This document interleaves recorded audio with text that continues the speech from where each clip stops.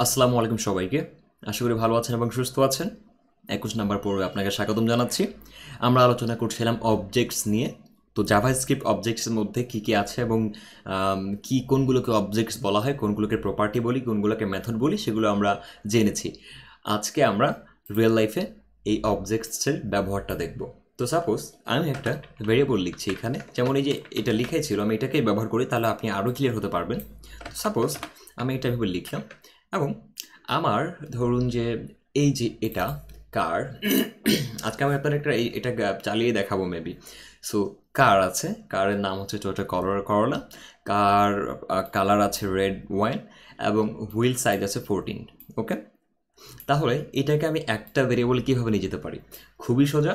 আমি যখন এটাকে ভাগ করব ঠিক তখন ইকুয়ালের পরে আমাকে অবজেক্ট বানানোর জন্য আমাকে একটা, আমরা ডেটা টাইপ দেখেছিলাম অবজেক্ট, কিন্তু ঠিক আছে, তো ইকুয়ালের এই যে ভেরিয়েবলের দেওয়ার পরে ইকুয়ালের পরে যা থাকে সেগুলো প্রত্যেকটাকে একটা করে ডেটা বলে। এবার আমরা অবজেক্ট ডেটা টাইপ নিয়ে কাজ করছি, আমরা নাম্বার ডেটা টাইপ নিয়ে কাজ করেছি, আমরা স্ট্রিং ডেটা টাইপ নিয়ে কাজ করেছি।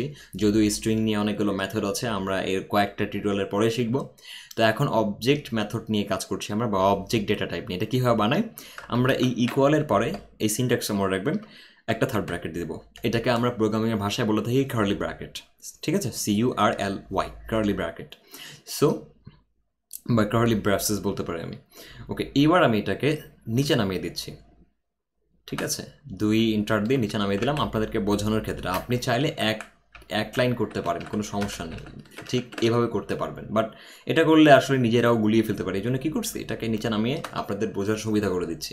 এখন আমরা প্রথমত যেটা লিখবো সেটা হচ্ছে, আমার এভাবে বলতে পারি যে কারের নামটা, তার নামটা কি, টোয়োটা করলা। তখন এখানে আর কিছু লিখবো না আমরা, তো প্রথম তো এটা কেটে দিচ্ছে। এবার আমি এখানে বলছি যে নেম, দেখুন লেখার নিয়মটা, এটা হবে ডিরেক্টলি কোনো কোটেশন ছাড়া, এটা একটা সাব ভেরিয়েবল হচ্ছে নেম। এবার আমরা ভেরিয়েবলের জন্য আমরা কিন্তু যখন সাধারণ ভেরিয়েবল ডিক্লেয়ার করি তখন করি কি, এইভাবে দিই, দিয়ে এরকম করি। এবার এরকম করব না, এটা যে একটা সাব ভেরিয়েবল বা অবজেক্ট হচ্ছে, এই জন্য আমরা এটাকে এই ইকুয়ালের পরিবর্তে আমরা ইউজ করব কলন। ঠিক আছে, আচ্ছা, এরপরে আমরা যা ছিল তাই। এবার আমরা এটা বলতে পারি যে কারের নামটা হচ্ছে টয়োটা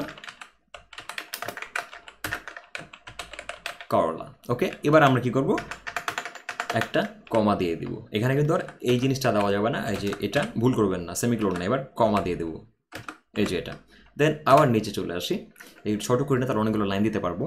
এবার আমি দিচ্ছি কারের কালার। তো এই সিম্পল জিনিসটাকে আমি এখান থেকে এখানে নিয়ে আসলাম এবং এখানেও একটা স্টোর দিয়ে দিলাম। আপনি এখানে স্পেস দিতেও পারেন, না দিতেও পারেন, এটা আপনার উপর ডিপেন্ড করে, দিলে ভালো লাগবে।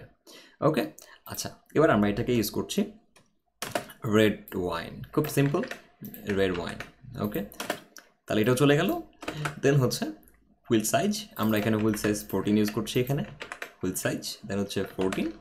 অ্যান্ড এটাকে আমি একটা কমা দিয়ে দিচ্ছি। দেন আমি এখানে আবার ওই সেম জিনিসটা লিখছি। তো এই যে করে ফেলাম। আর লাস্টেরটাতে আপনি দিলেও চলবে, না দিলেও চলবে, না দেওয়াটা বেটার। ঠিক আছে, লাস্টেরটাতে দিতে হবে না।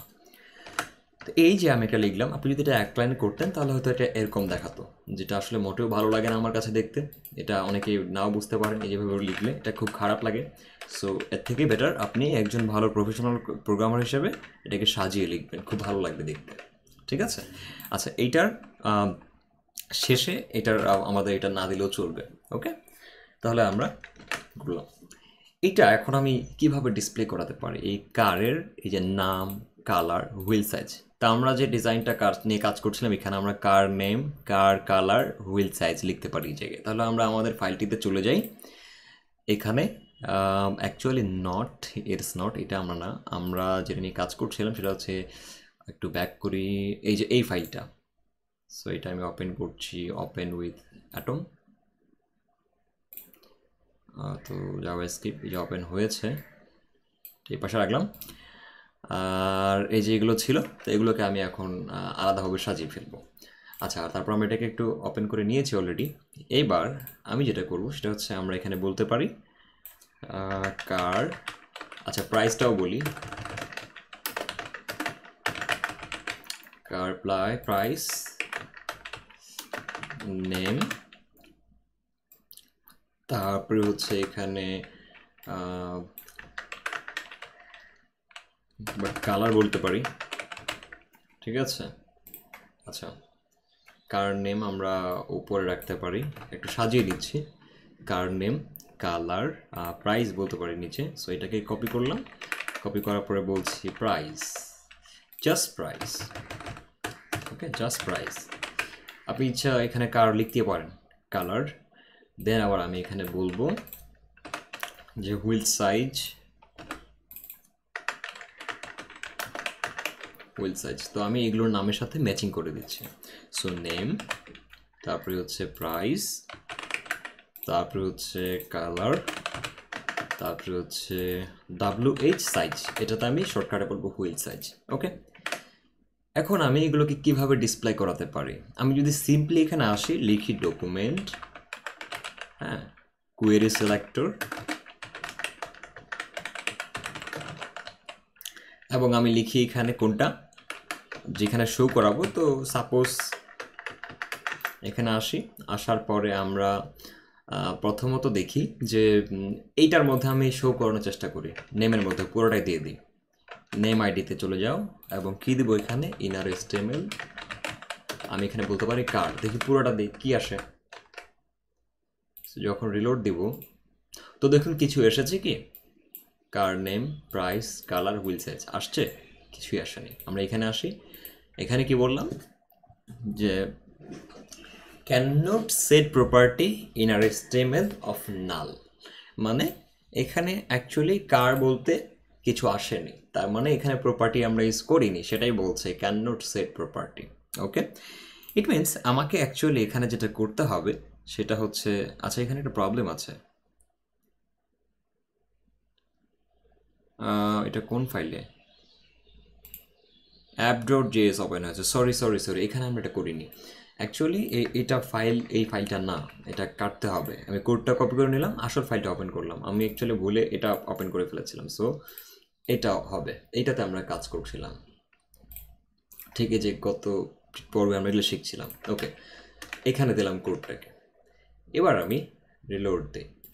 তো দেখুন কি আসছে এখানে, পুরো অবজেক্ট অবজেক্ট, তাই না? এটা আসছে। আচ্ছা এটাকে যদি আমি এবার কনসোল লগে করি কি আসবে দেখুন, হ্যাঁ, কনসোল লগে দিয়ে দিই।